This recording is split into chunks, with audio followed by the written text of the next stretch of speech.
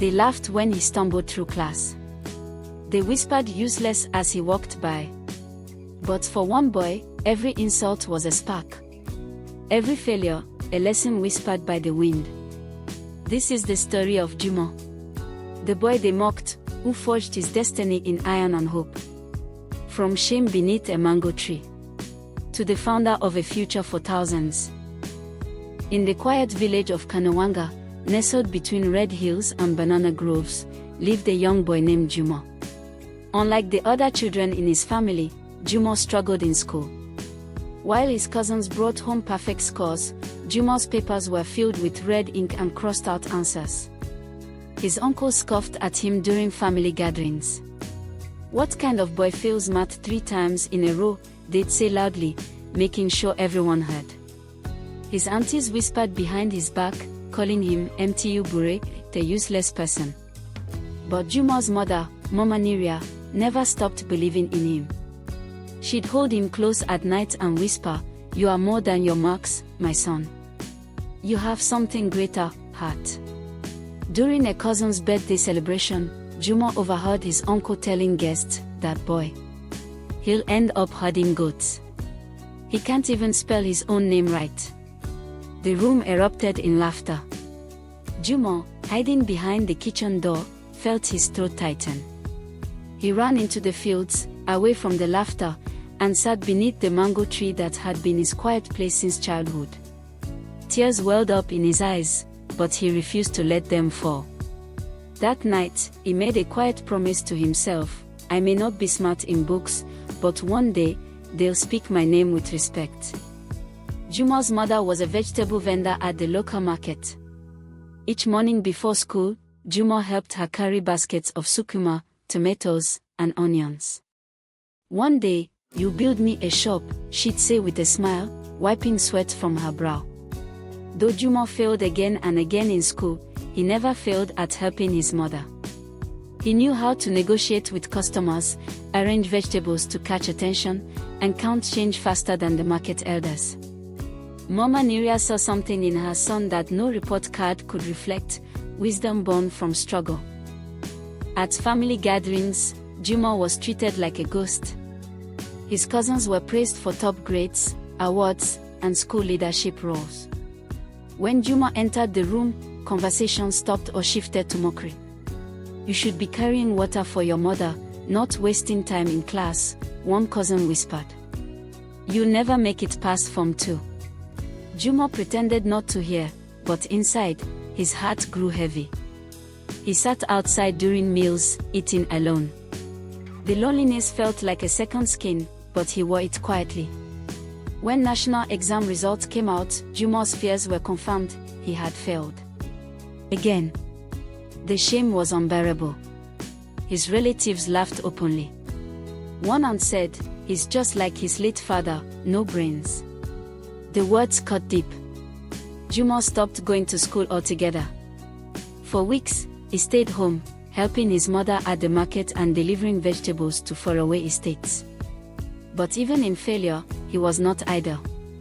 He watched, listened, and learned about the world. One day, Jumo met an old man named Bobu Kolo, a retired businessman who had returned to the village. Impressed by Jumo's honesty and hard work, Bobu Kolo invited him to sit and talk under his mango tree every evening. "You may have failed in books," the old man said, "but you have a clever mind. With the right skills, you go far." Bobu Kolo taught him about money, business, and how to find value where others saw none. Jumo soaked up every word like dry soil drinking rain.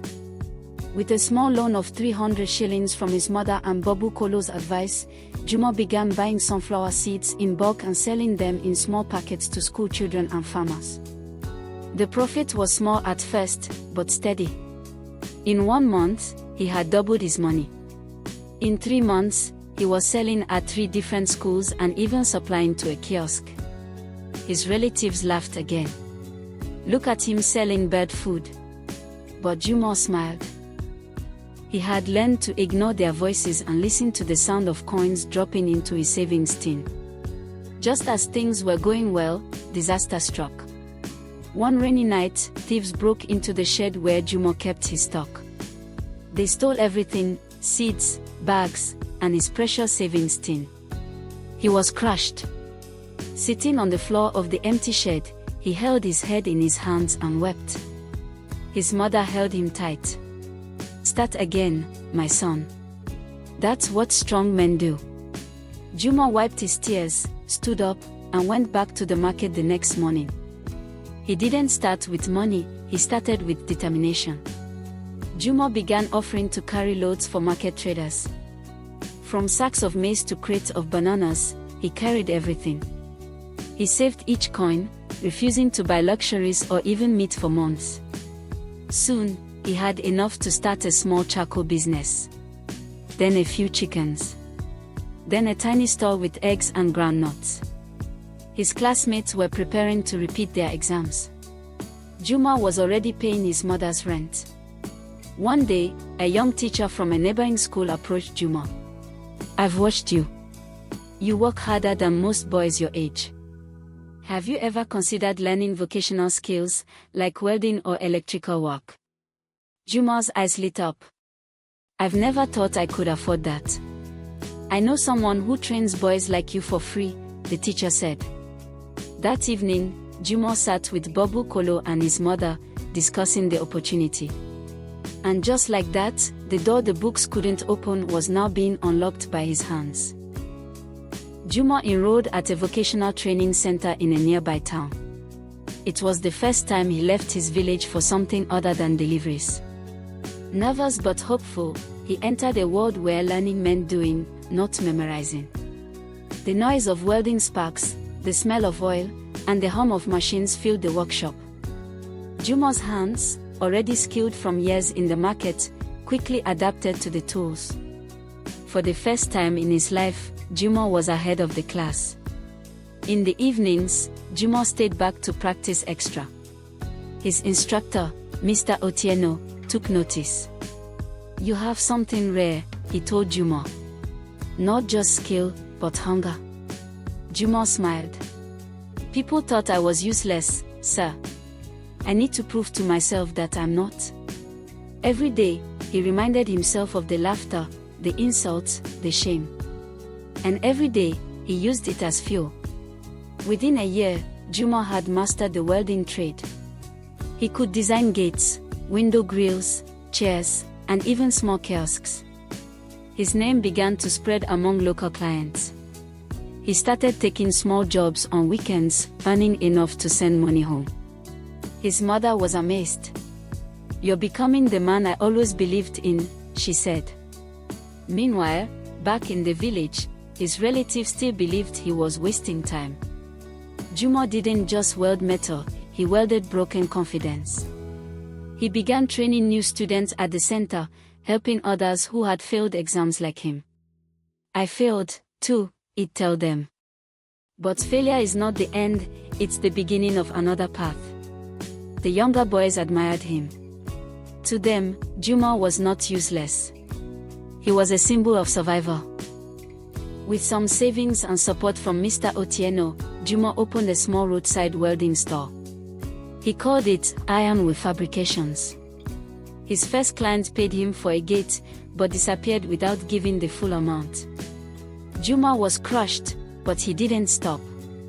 "I lost money," he told his mother, "but I gained a lesson: not everyone who smiles is honest." He began taking deposits up front, and business picked up. After 2 years, Juma returned to Kanawanga, not as the boy who failed, but as the young man who built. He arrived in a second-hand pickup truck, wearing a clean uniform with his company logo.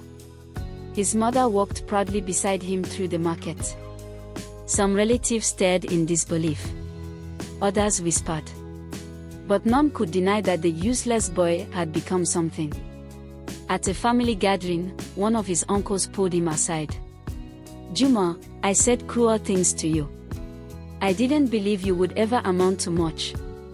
But you proved me wrong." Juma looked at the older man. "I don't need your apology to forgive you. I needed your doubt to grow." The words struck deep. And in that moment, respect replaced ridicule. Juma donated metal chairs to the local school and offered to repair the broken gates for free. He also bought uniforms for 3 needy students. "Success is sweeter when it helps others," he said. The community began calling him Mtu wa Mendilio, the man of progress. His cousins, once proud and arrogant, now watched in silence.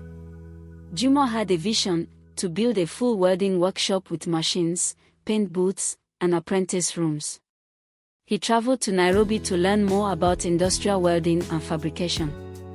He worked at a large welding firm for 6 months, learning, networking, and saving. At night, he sketched his dream on scraps of paper. One day, it would become real. Back in the village, Juma secured land near the highway. With help from Babu Kolo and a small grant from a youth program, he constructed a bigger workshop. Ironware Fabrications now had employees, apprentices, and clients from nearby towns. He stood at the entrance one evening, staring at his name on the signboard. And he whispered, "Let them laugh no more, for now, I stand tall." Now known as Boss Juma, he started mentoring local boys who had dropped out of school. "You don't need top grades to have purpose," he told them. He trained 10 boys that year. They learned to weld, budget, and communicate with customers. Some of them were the same boys who once mocked him. He smiled, watching them walk. "It's not revenge I want, it's change." The first major thing Juma did with his growing income was build his mother a new house. A modest but beautiful 2-bedroom brick home with a tin roof, glass windows, and a strong steel door. As he handed her the keys, Mama Nira cried, "My son, you've done more than I ever dreamed." Juma knelt and kissed her hand. "This house was built with your belief. You were the first person to call me worthy." Relatives who once ignored him started showing up with smiles. Uncles who mocked him now called him nephew. Aunts brought stories and laughter. Juma welcomed them all, no bitterness, no pride. But he didn't forget. He treated them with respect. Then boundaries point one day, a customer named Aisha came to order a metal canopy for her shop. She was smart, confident, and ran her late father's hardware business. Over time, they began to talk more about dreams, business, and life. Aisha didn't care about Juma's past. She cared about his spirit. Their friendship blossomed into love. And the workshop became the place where 2 wounded souls healed together. On a sunny afternoon, under the very mango tree where he once cried alone, Juma knelt and proposed to Aisha. She laughed, cried, and said yes at once. The entire village came for the wedding, simple but filled with joy. Even his old teachers attended, amazed by the boy who once sat at the back of the class with downcast eyes. A year later, Aisha gave birth to a baby boy. They named him Tumeni, Hope. Juma held his son in trembling hands, whispering, "You carry my past, my pain, and my promise. You will never be called useless." He vowed to teach his son not just welding or business, but how to rise when life tries to bury you.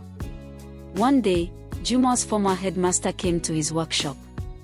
"I came to apologize," he said quietly. "We didn't know how to teach boys like you. We failed you." Juma shook his hand. "You didn't fail me. Life was my real classroom." He donated metal desks to the school. And he promised to fund scholarships for vocational training. Not everyone was happy with Juma's success. One of his cousins, Dan, became jealous. He started rumors and even tried to sabotage his contract. But Juma remained calm. "Jealousy is the shadow of success," he told Aisha. "Let them chase shadows. I'll stay in the light."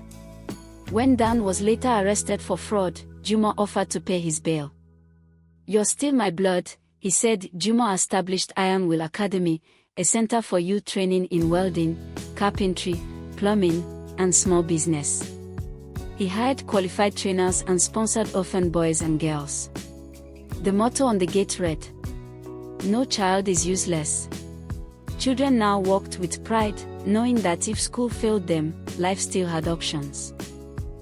On his 30th birthday, Jumo stood before a crowd of youth, leaders, and his own mother. He shared his story from failure to fulfillment. He ended his speech with this: "I was the boy they called useless, but I became the man they called to build their homes. Don't let their labels bury you. Let them become the soil you grow from." The crowd rose, and even those who once laughed, now clapped with tears in their eyes. Jumo's Iron Will Academy caught national attention. During a youth empowerment speech, the president mentioned him by name. "There is a young man in Kanawanga who failed exams, but succeeded in life. That's the spirit we want for our country." His phone rang all night with calls from news reporters, youth leaders, and organizations. Jumo smiled and whispered to Aisha, "All this from a mango tree and Momo's vegetables." Jumo was invited for a televised interview in Nairobi. Dressed in a neat African suit, he sat beside dignitaries and CEOs.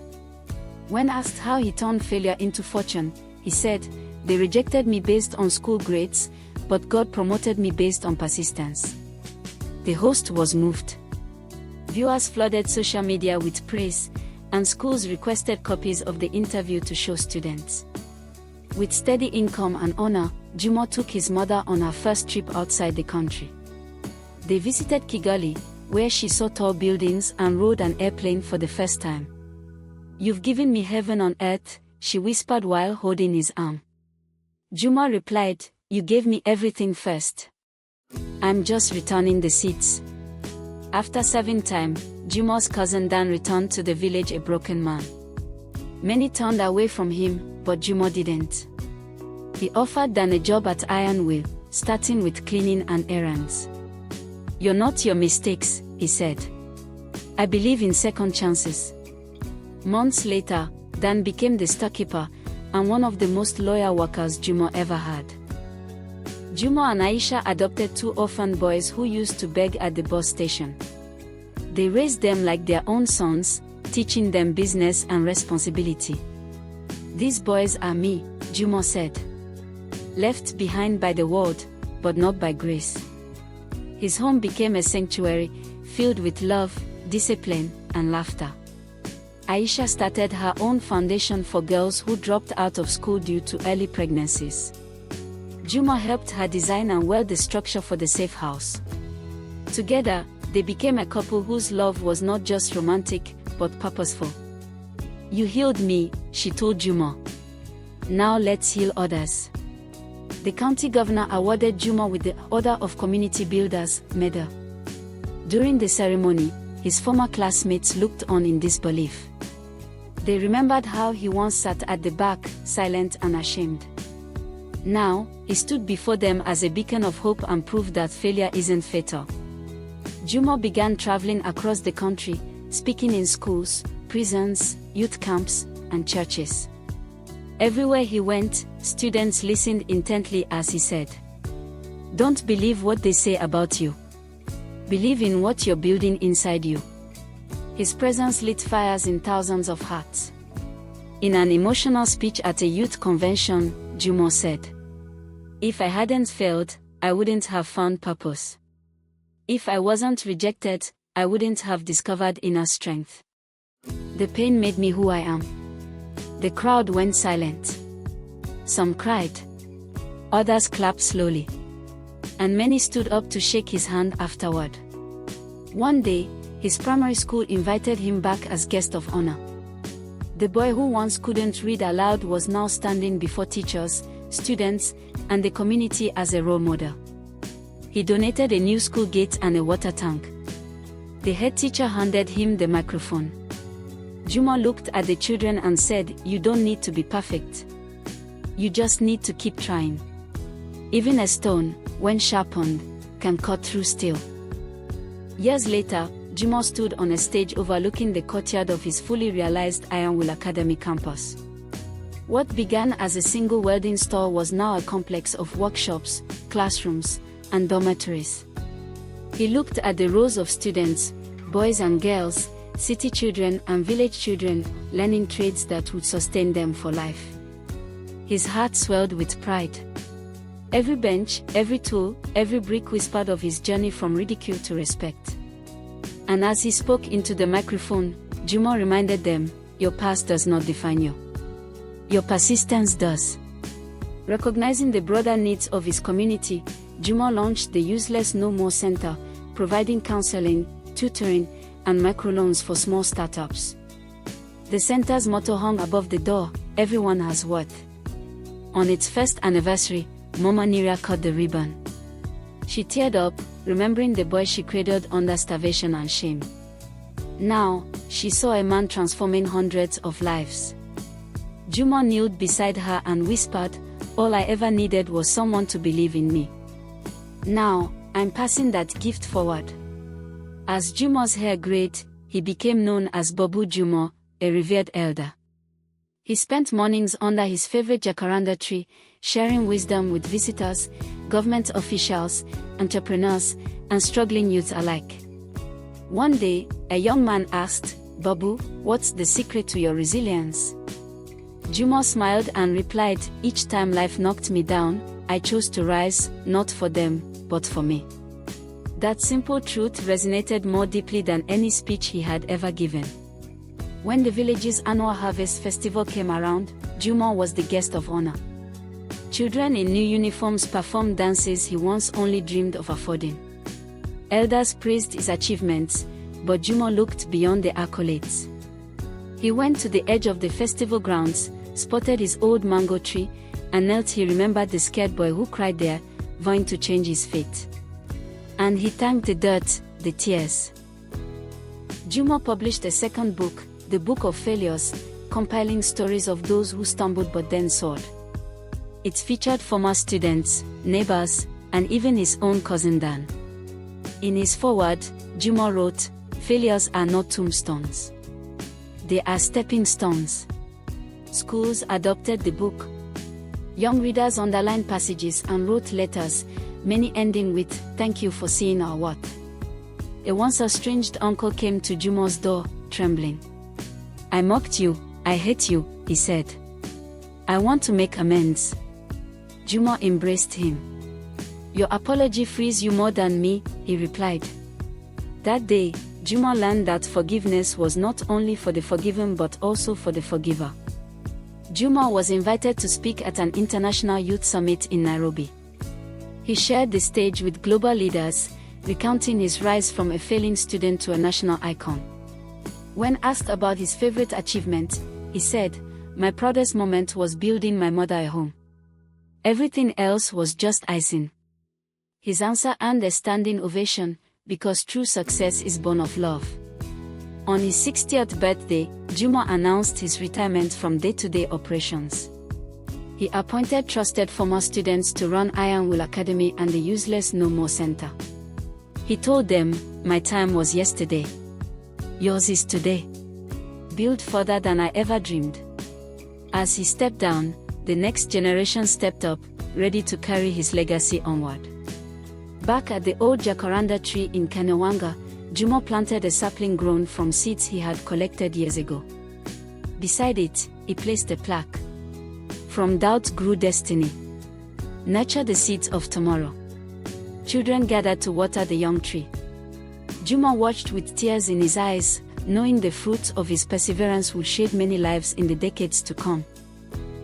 Juma passed away peacefully in his sleep, surrounded by family and former students. His funeral was a celebration of life, a tapestry of stories he had woven into the hearts of many. On his tombstone were engraved the words, "Once called useless, he made the world his workshop." And under the jacaranda tree, the sapling thrived, its purple blossoms a promise that even the smallest life, when nurtured, can bloom into something extraordinary.